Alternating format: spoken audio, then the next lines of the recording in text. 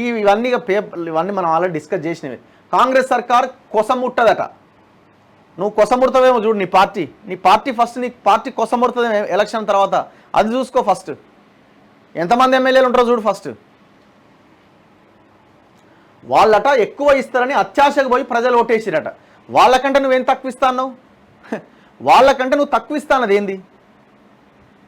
నువ్వు నీ 2014 manifesto 2018 manifesto ముందు పెడదామా? డిస్కషన్కి రెడీనా? ఎన్ని హామీలు నెరవేర్చినావు చూద్దామా? నీకంటే వాళ్ళు ఎక్కువ ఇస్తే వాళ్ళకి ఓట్లేసిరు అంటున్నావు కదా, నువ్వేం తక్కువ ఇచ్చినావు? నువ్వు తక్కువ ఇచ్చిన ఏమన్నా ఉన్నాయా వాళ్ళకంటే? ఎన్నికలు ఎప్పుడొచ్చినా మళ్ళీ వచ్చేది మా ప్రభుత్వమే.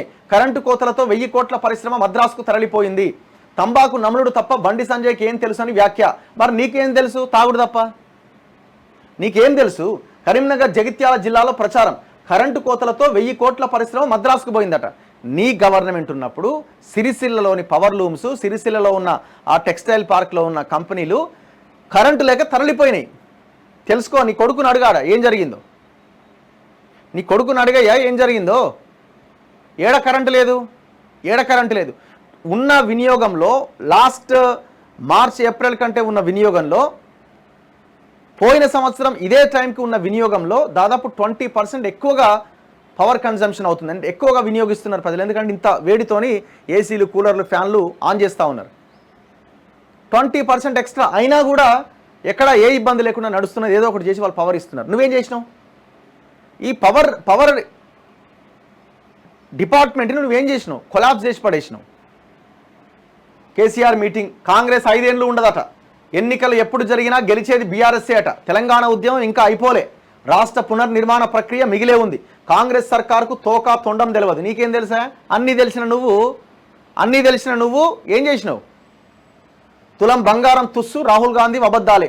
నీళ్ల తరలింపు కుట్రపై సప్పుడు చేయని రేవంత్ రెడ్డి. నేను సీఎంగా ఉన్నప్పుడు ఒప్పుకోలే. నూకలు తినమన్న మోదీకి ఎందుకు ఓటేయాలి?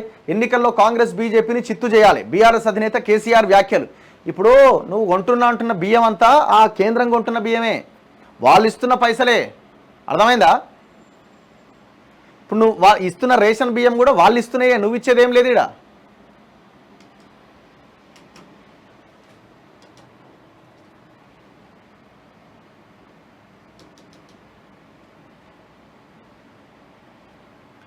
మళ్ళీ కాంగ్రెస్ కోటేస్తే దొంగలకు సర్ది కట్టినట్టే. 6 గ్యారంటీల బాండ్లు బౌన్స్ అయినాయట. దీనికి శిక్షగా పార్లమెంట్ ఎన్నికల్లో ఓడించాలి. ఇగో ఎవరిని ఓడిస్తారో ఏం చేస్తారో పక్కన పెట్టు హరీష్ రావు. నువ్వు మాత్రం గెలిచే అవకాశం లేదు. నువ్వు సిద్దిపేట, మెదక్లో తెగ తిరుగుతున్నావు కదా, నువ్వు గెలవడానికి అసలు అవకాశమే లేదు. ఎక్కడ? ఈ మెదక్లో. నువ్వు ఫస్ట్ నీ ఫామ్ హౌస్ గురించి చెప్పవయ్యా. ఫామ్ హౌస్ గురించి చెప్పు. రైతుల భూములను కొల్లగొట్టి ఫామ్ హౌస్ కట్టుకున్నావు 14 ఎకరాలల్లో. దాని గురించి మాట్లాడు ఫస్ట్.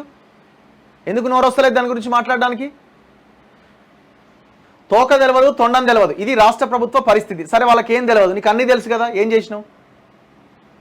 ఏం లేదు. తాగినాం, పడుకున్నాం. లేదు, మొత్తం కొడుకుని బిడ్డను ఎంటర్ చేసినాం, రాష్ట్రాన్ని సర్వనాశనం చేసినాం. ఇదే కదా నువ్వు చేసింది. ఏమన్నా ఉందా? వాళ్ళకి తోక తొండం తెలియదు, ఓకే. నీకు అన్నీ తెలుసు కదా, నువ్వేం చేసినావు 10 ఏళ్ళుగా? అది చెప్పు ఆన్సరు. కొండగట్టులో సమోసా తింటుండట. అయ్యో, ఎంత పని అయిపోయా. ఎంత ఎంత ఎంత బతుకు ఏడి దాకా వస్తే మనం. నువ్వు అయిపోయిందా నీ పని బాబు? నీ పని అయిపోయింది, వెళ్ళిపోయిగా.